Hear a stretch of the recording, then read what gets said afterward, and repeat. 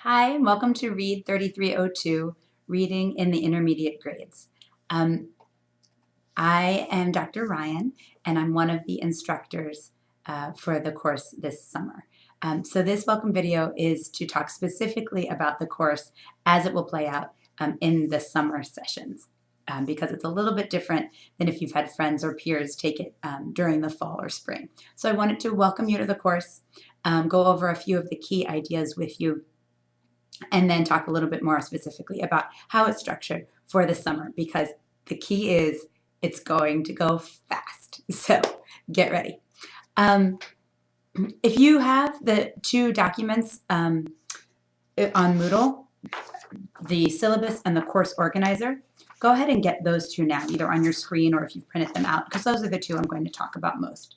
So here's the syllabus,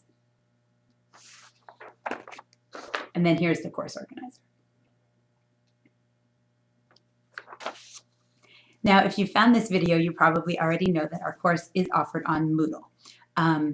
Many of you have likely had other READ courses before, so you're familiar with the Moodle site. But it is a little bit different than Blackboard, so give yourself a chance to get used to it. But also, it's really nice to be able to expand some of your 21st century skills. So you might hit moments of frustration, but keep with it, or ask your instructor for help, or ask the tech people that are listed on your syllabus, and any of us will be able to give you support. Moodle's used a lot by school districts. It's an open source software, and so it's really nice to be able to put on your resume, oh yeah, I'm familiar with Moodle and Blackboard, right, with multiple platforms for e-learning and distance learning. So that's one reason that we do it, to encourage you to keep up your 21st century skills. So, like I said, if you look at the syllabus, this tells you what we'll be doing this semester and why. The course organizer will tell you when. Okay, so that's sort of how these two documents are set. I'm going to draw your attention to a couple specific things. A lot of this will be very familiar from other courses. We do have two required texts for this course, right? The first one is The Reading Turnaround by Stephanie Jones, Lane Clark, and Grace Enriquez. Students love this text. I love this text. It's very readable. It's very applicable. It's very engaging. I think it will really teach you a lot, and I think you'll be pleasantly surprised that this is not sort of just a textbook. I think you'll be able to learn a lot. So do get this right away. We'll be getting into it right away in Module 1. This text we'll be getting into in Module 2. It's the QRI 5, right? And it's the reading assessment program that we will work on learning and that you will use in your assessment project. Be sure when you get it that you get one with a DVD in the back so you can print off the materials that you need. Okay. So those are the two required texts. There will be readings posted on Moodle that you'll also do, and you'll have one children's chapter book that you need to access, but that's described in Module 1. You can get that from a library or a bookstore or whatnot, but you'll have to get access to the book that you choose, and you'll be reading and discussing that with the group. So those are the texts. Just a word about academic integrity. You'll see it down here. Just really simply, you should do your own work. Right, just period. If you have any other questions, the policy is described further. But if you use anything that is not yours, if you copy anything from the web, if you reference anything from online, cite it, right? Teachers share each other's work. You don't have to reinvent the wheel every time, but whatever you use, you need to acknowledge, right? And otherwise, you need to do your own work. That means for quizzes, projects, everything. If you've taken this course before, let your instructor know right away, and they will make plans with you. Okay, a lot of the other things you'll see on page 2 are pretty standard. You look at page 3, and it has a section here on participation. The course is going to be fast, right? I'll say that probably 15 more times. So you need to be engaged, okay? I can only see the work that you put in from what you post, right? So how well you do in the quizzes, how active you are, how many times you access the readings, the communication that you have with me. I can't see what happens in your home, right? So think about your participation in terms of what I can see, and make sure that that is active and engaged. At the same time, you can expect me to also be engaged with your learning, right? So I'm trying to be very responsive to email. I'm happy to answer your questions. If you do have any questions or concerns, addressing them with me early as soon as they come up will be a much better, will sort of help us be more successful than if you wait. Especially in 5 weeks, there can't be a lot of waiting. So if you wait and let me know that things are a problem after a due date, for instance, there's not a lot that I can do to help you. If you let me know right away, then we can make a plan. Right? So please do be in communication with your instructor and let us know if you hit any particular difficulties. We're happy to answer questions, right? We like to help students, but you can help us, and you'll see this in red here. You can help us by letting us know what you've already done to try to answer your questions. Right? We provide a lot of resources for you to take hold of and to learn from over the summer. So we'd like you to check those resources first, right? So for instance, if you have a question about, well, how many points is this course out of? That's something you can answer by looking in your syllabus. Now, if you look in your syllabus and you have a question, or you think that maybe your instructor left off something, or you have 2 bits of information that seem to be conflicting, please ask us, no problem. But you can start your email by saying, Dr. Ryan, I was wondering about how many points this course is out of. I looked in the syllabus and saw this, but then I saw this other thing. Can you help me understand? That we're happy to do. We can give you a better answer when you give us more information about what you've already tried to do. Okay. Also underneath that, you'll see assignments and assignment policies.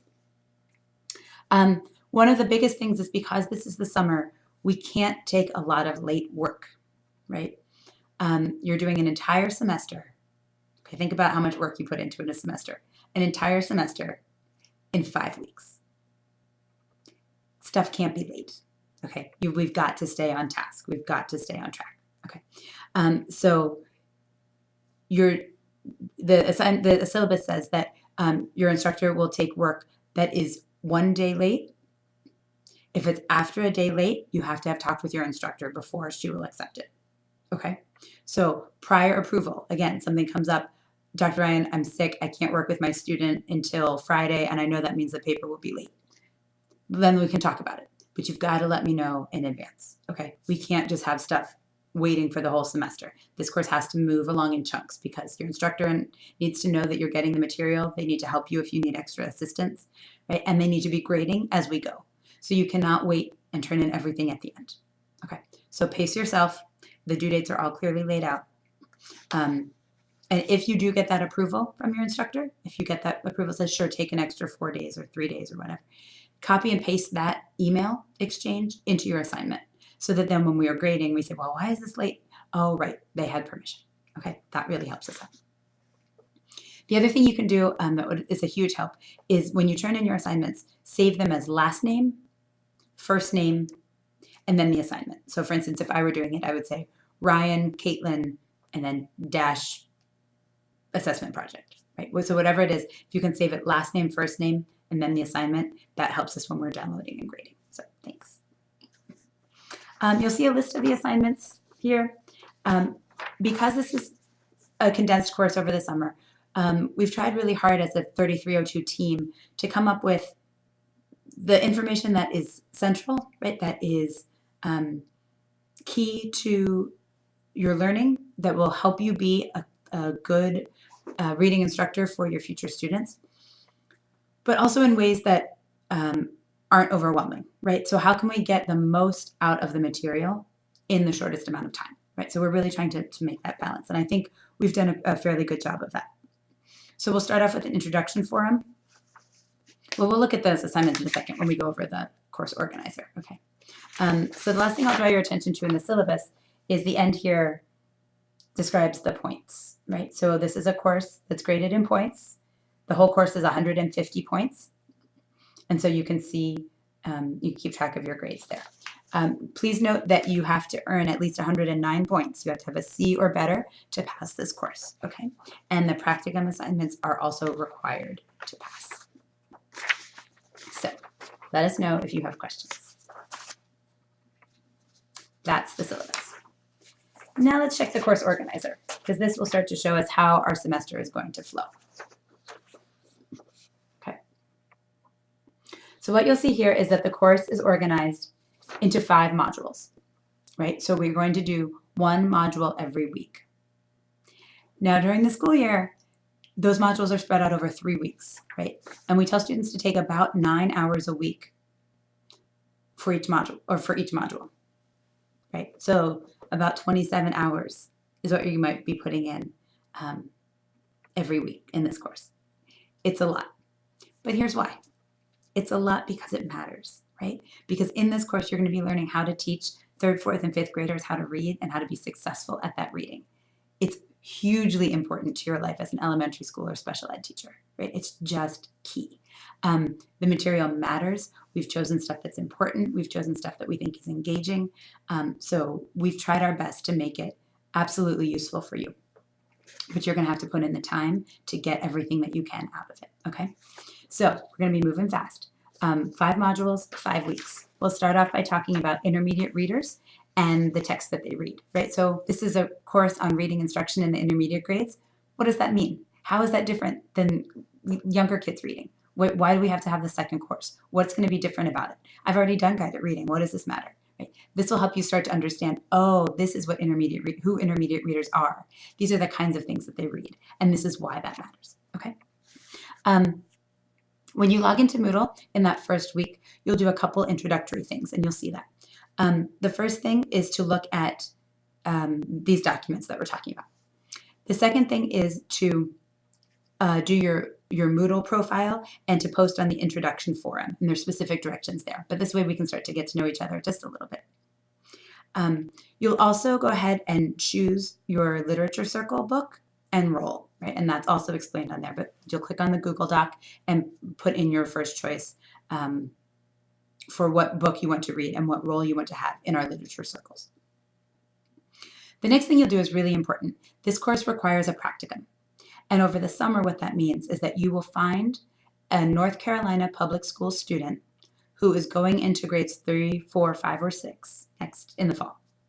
And you will work one-on-one with that student, right? So your experience will be a little bit different than if you were in a full classroom, but it will still let you apply what you're learning.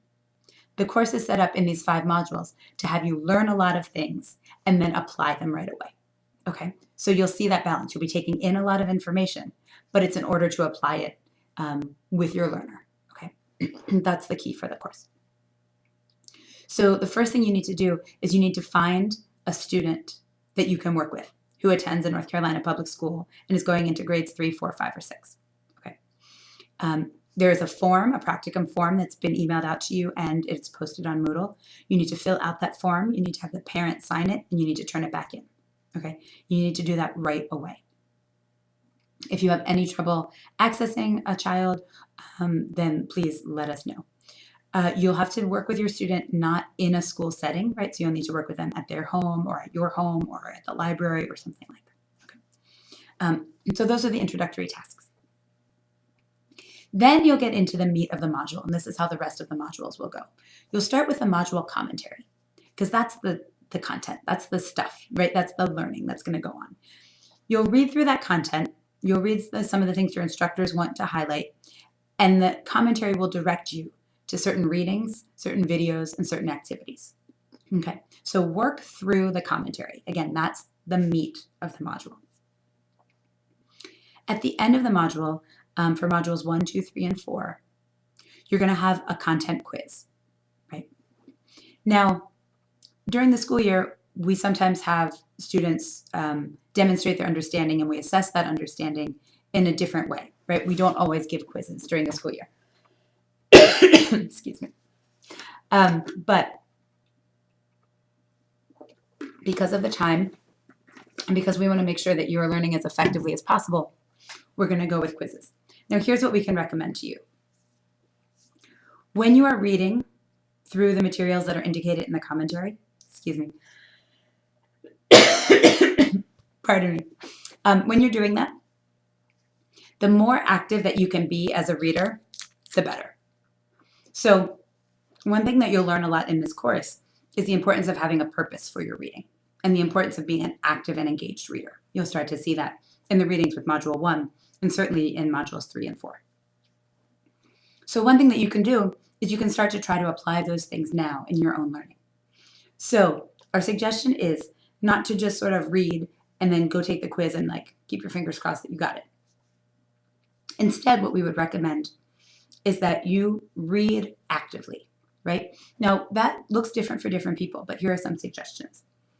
You might want to take notes in the margin, right? Mark interesting ideas, mark questions you have, maybe to ask your instructor or to ask your peers.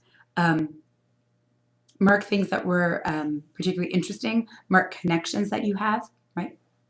Things that, oh, that's what that other reading said. Oh, I'm starting to see, right? Or that's like what I experienced in another course. Or wait, that feels different than what I've read about before. Take those notes. Think about what you're thinking as a reader. Maybe highlight, maybe even respond at the end of every reading, right? Take a couple sentences of notes, maybe summarize, maybe respond, okay? Some of those active ways of staying engaged and thinking about what am I learning here that will help my instruction? What am I learning here that I can show that I know in the quiz? Okay. Think about those. The more that you do that kind of active and engaged reading, the better that your understanding will be. And you'll learn about why as we learn more about comprehension. And also, the faster you will be able to access those notes and your learning for the quiz, right? So the quizzes are timed. They're not going to be super, super crunched, but you're not going to be able to sort of read the question and then go read the article. That's not going to work. So you need to have read and prepared. And each question will tell you what source that question is drawing from. So you can go back to it. You can flip, you can skim, you can remember your notes, you can notice what you marked. And that way that should help you answer the questions. Okay, so try to, even though we're not making an assignment that says, what are your connections to these readings? Reflect on them. You can still do that. And if you do it, you will be better prepared for the assessment of the quiz. Okay, so I hope that makes sense. In Module 2, we'll talk about assessment. And that's where the other application assignments will start. So you will do an assessment project with a student, your practicum student. You'll do an interactive read aloud in Module 3 with your student. And you'll do a guided reading project in Module 4 with your student. In addition to those, you're going to participate in 2 different literature circle discussions. You'll read one book. You'll talk about the first half of it in Module 2. You'll talk about the second half of it in Module 5 with your group. Okay. Literature circles are a fabulous, engaging way of getting kids excited about reading and to deepen their comprehension as well as expand their discussion skills. So that's the other thing you'll get to apply that you're learning. Okay. So quizzes in the first 4 modules, literature circle discussions, and then your 3 practicum projects, assessment project, interactive read aloud, and guided reading. Okay. We'll end with a final exam in the end of Module 5. Everything is marked on here, so you see your timing. So take a look at it. Okay. So just so you know, we really want you to be successful in this class. It's going to go fast. You're going to have to be engaged. You're going to have to do a lot of thinking as fast as possible. Okay. So try to be efficient, but try to be deep. We don't want this just to feel like you're having to check through things because the next one's starting. We want you to still be building knowledge that's going to make you an effective teacher, okay? It's really, really, really important stuff. I care about it a ton. The other instructors care about it a ton. Your future students will care about it a ton. So take the time, take it seriously, work hard. I think you'll really like it once we get into it, okay? So be in touch. Let us know if you have any questions. We're so, so glad to have you here this summer. Just keep on top of it. Keep on track of stuff. Stay with us, and I'll meet you at the end. All right, good luck, guys.